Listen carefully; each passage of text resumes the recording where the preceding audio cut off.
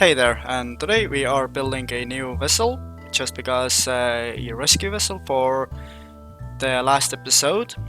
Here we see I built the Probodyne octacore with a reaction wheel, and I need this build because in the last episode when I landed on the moon, I don't think I have enough delta V to get into orbit with my main vessel.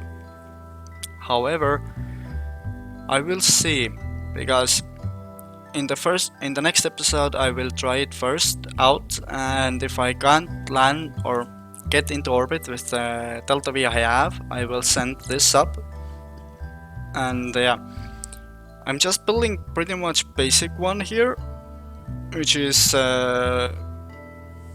a one-seater controlled by a probe core with reaction wheels and a little bit of energy or electricity, and a monopropellant tanks for orbital maneuvering, and I will have it so it can dock both ways, which will be fun because I'm not very good at docking, so I'm just trying to figure out which engines should I use, because I noticed that I don't have spark engines nor Oscar B fuel tanks, so I can't go with those. So I'm trying to figure out how to make it so that I can land without having an engine on the bottom there, because I want to reserve it for the docking port.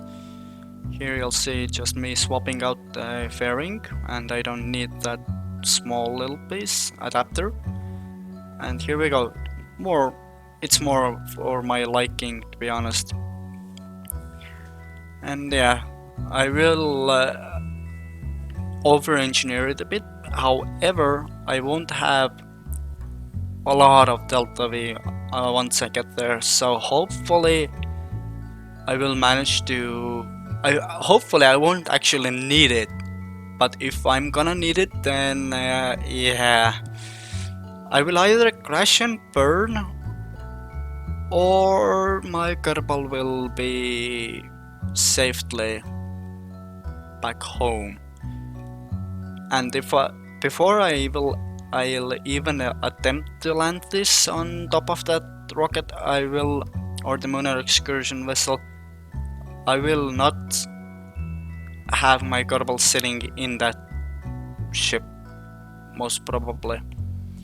And as you can see, I went with thoughts because they are radially. I can place them, and they are quite low profile, which I actually like about those.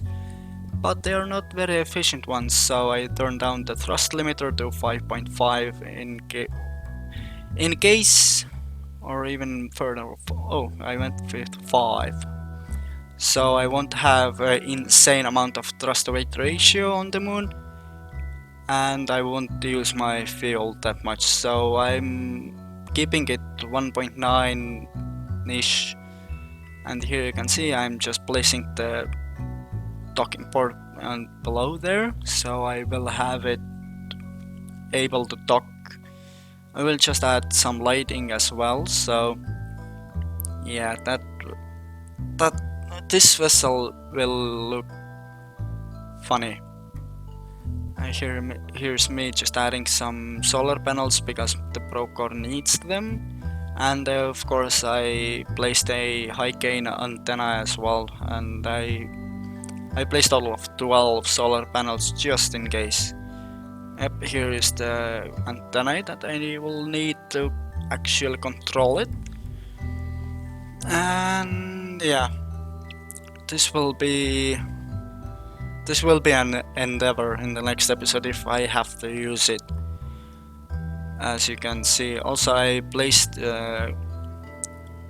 experimental unit thingy, I keep forgetting the name, inside, and I will bind it as well so that I will be able to collect all science just in case, because if I can't take off and land or dock with this one, I will just detach and get my Kerbal out there with this one, and I will leave the excursion vessel on the moon.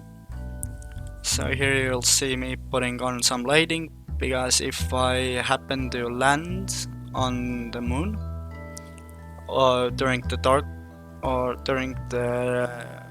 dark side is the right thing to say, and I will have visual. So just me here building the next stage, or the fairing stage, which I will use, and I will end up well, I added struts here as well, because you can never forget. I almost did. And I will use asparagus staging as well on this one, so that I will have enough delta V to get it into orbit around Kerbin without the need of my second stage, because I really need the as much fuel as possible, because I'm horrible at docking.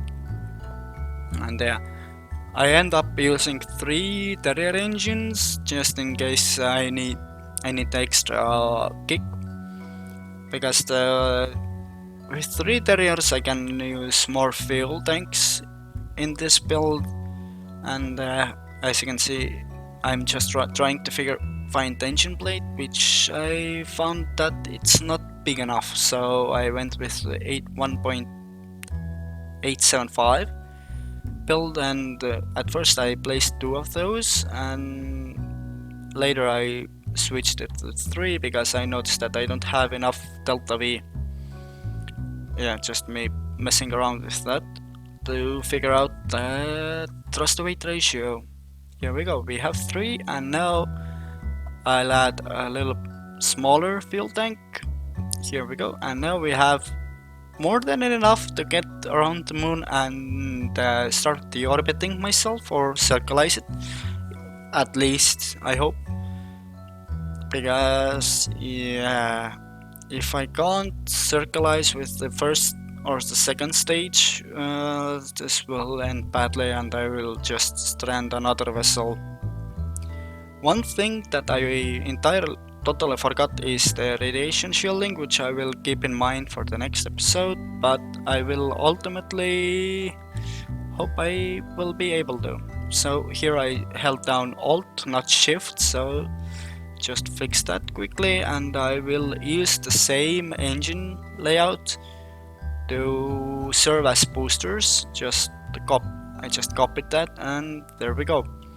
I also will name it to Unmanned Munar Rescue Vessel 1, I believe it was, UMRV-1, which you will see momentarily.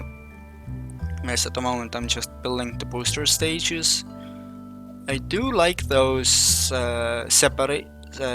nose cone separators, because that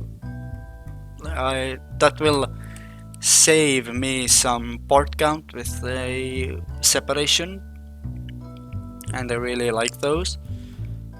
And this will be pretty much it. I'll just add some wings as well, because at first I will add them to the boosters, but then I realized that if the boosters are gone and I won't be high enough, the center of lift will be messed up. So just in case, I added 4 on the central stack, or the first stage, and removed those on the boosters. Here we go, I will add him in momentarily. Yeah, on there.